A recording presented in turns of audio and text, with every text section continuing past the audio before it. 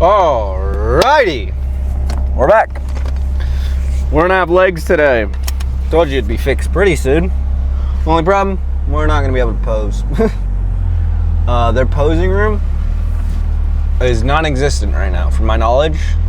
Like, the only two things that I would think are posing rooms have the, like, I forget what it's called, but it's like that plastic stuff that goes on the floor is still curing, so they have to wait. So I don't know if they're gonna turn those into posing rooms. I would think so. Like, they're just the right size for like a small little posing room for you to sit and do posing and shit. But I don't know. But they've moved all of it. It's a lot bigger than the old one.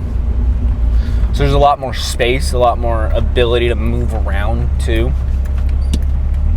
So we're gonna have fun. We're gonna have an amazing day. You'll get to see the layout. It's pretty fucking cool. They have a little lounge area now and stuff. So, and we're gonna have an amazing day, amazing time. But that's the information I got with the gym right now. Now, outside of the gym, we're living la vida loca, man. Just living as best as possible. Staying on my diet as best as possible. Trying to eat as much food as possible. Now, just to put this into perspective, I am struggling to eat food, but that's okay. Just keep eating food. At some point, if you stop gaining weight from the amount of calories you're eating, something's wrong. Either you're not actually eating that many calories, that's why you're not gaining weight, or you need to eat way more food. Like, I was eating 2,700 every day I was trying. And what would happen is I'd eat like 27, almost 28 one day, and then I'd eat fucking like 22 one day, another day. Like, I would genuinely, by the end of the week, I would actually have a total less calories than last week. Meaning I was technically on a cut, even though I was considerably eating more food on certain days than I was on other days. And the way I've been fixing that, and I've been trying my best to fix it, is by just tracking my food, eating more food. Like, genuinely, just looking at myself and saying, you need to eat a lot more so you can gain the weight that you're trying to gain. Because it's not, you're losing weight or you're maintaining the same weight, and that's not really helpful. Like, if your whole goal is to bulk, you have to actually track the amount of calories you're eating.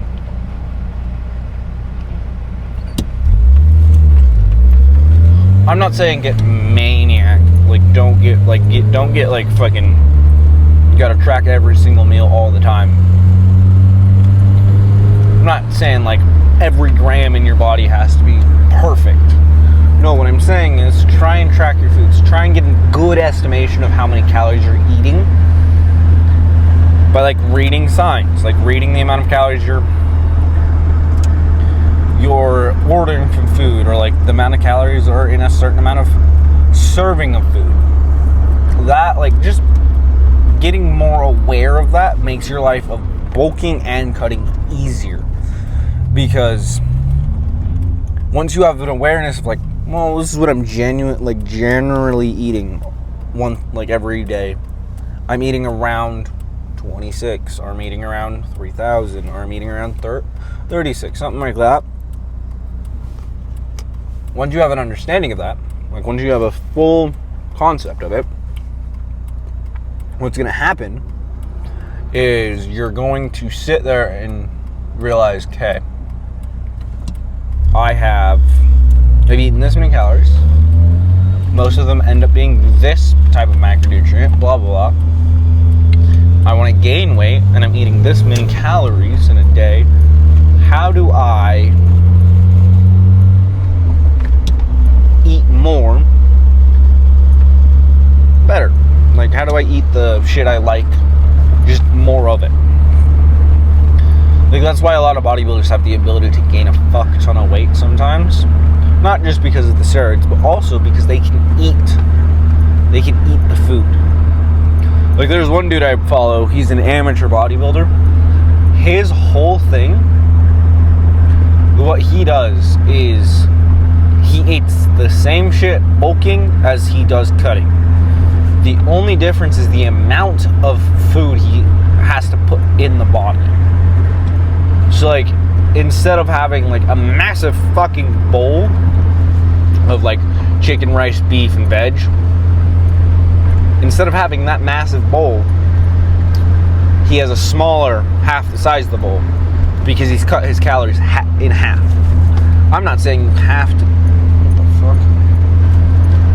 I'm not saying you have to do that. What I'm saying is you just have to be understanding. So, like, if you're trying to lose weight, the understanding that I will give you, the best like advice I can give you, is eat more veg. Just eat more vegetables in general, because it's gonna be helpful. It's gonna be very helpful in a long run. Like, if you want to have fats and stuff, you can. Like, if you like fattier foods, I'm gonna tell you not to, but I'm gonna tell you, crazy thought process, eat a lot more vegetables with your fatty foods.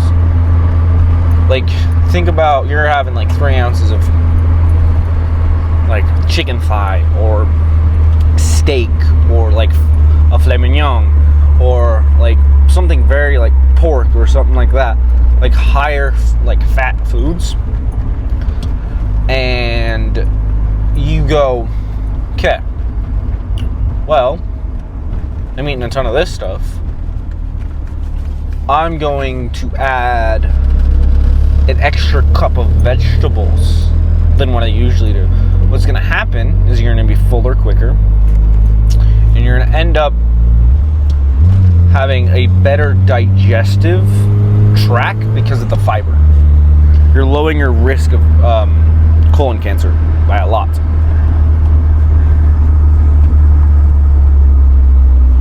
You're literally completely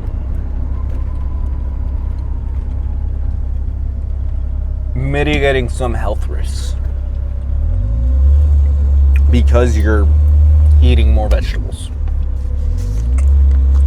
And then, if you're like, this is what I mean by like losing weight, is you're not as hungry. You have one meal of like a fuck ton of vegetables, a fuck ton of like with some meat and vegetable, like veg, and like some rice and potatoes. You're satiated longer.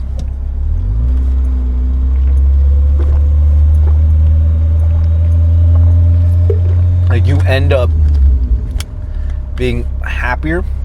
Also, one thing that I have to explain to a lot of people is when you're a bigger person, like body fat wise, you have to realize that if foods are not ultra palatable, you don't want to eat them.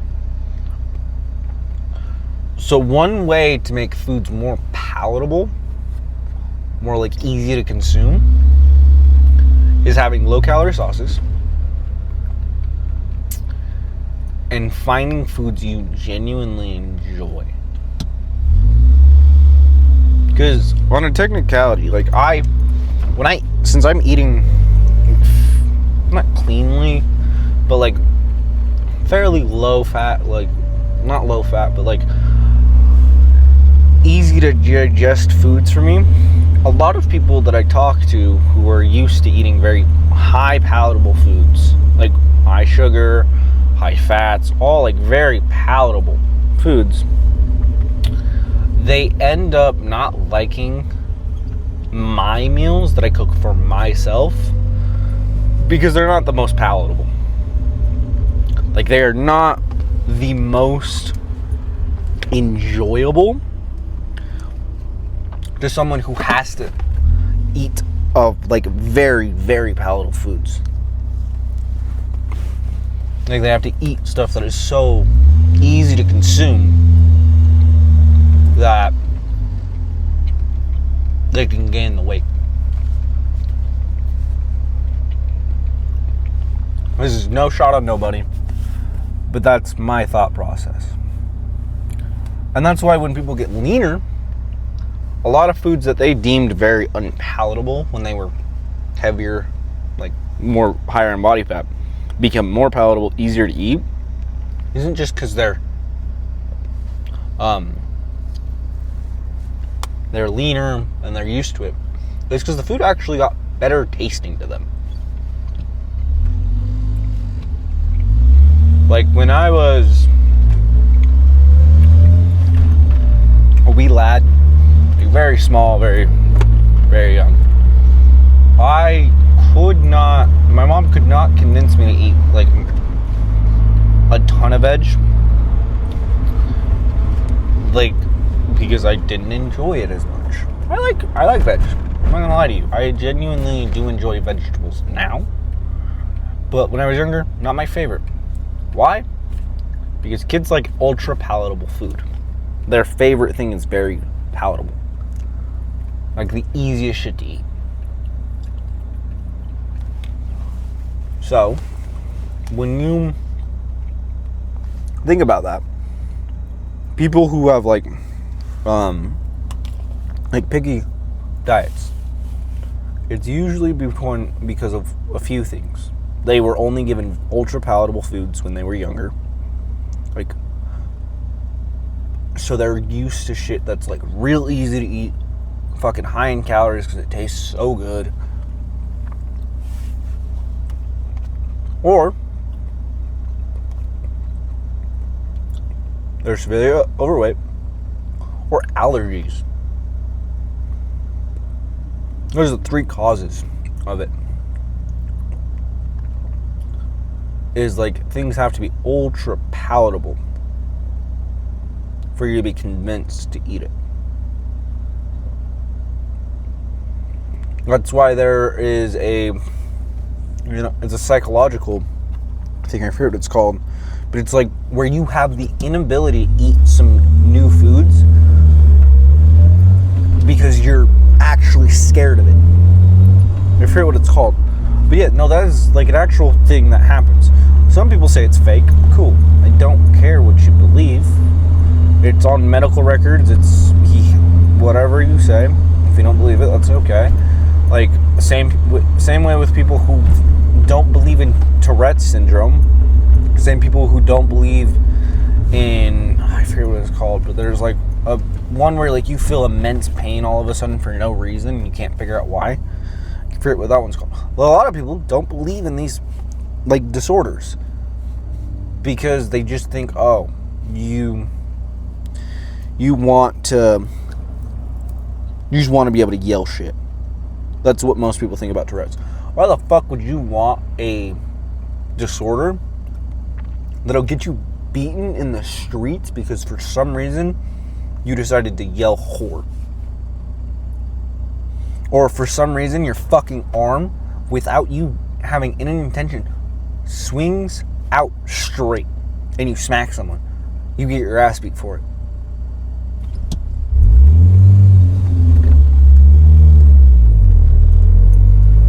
Like, why would you want that? That's a genuine question for me. I don't understand why people would want that. The ability to just yell that shit for no reason. Or, like, you make random sounds that you have no idea why, and people make fun of you for it. Why would you want that? Or why would you want to not be able to eat foods that everyone else can eat, but you can't for some reason? Like, it genuinely irks you. That is what I mean. Like, why would you want to pretend to have pain so you miss work or, like, you have to miss events? I can see that one. But, like, why would you go through the process of doing that shit? I don't know. It's the only reason I believe they're real. Is because I don't know why a human being would go through all of this, like, years and years of torment by other kids and then adults because they don't believe in it. 3 years of torment just so they can be different. I've never met a single person who strives to be so different that they get made fun of for it, they get belittled for it, they get, like, downright told they're ignorant, they're stupid, they're, like, they get bullied and all this stuff because I don't know why. But that's just an opinion, and I'm just some guy on the internet, so it's okay. Have a good night, have a good day, see you later.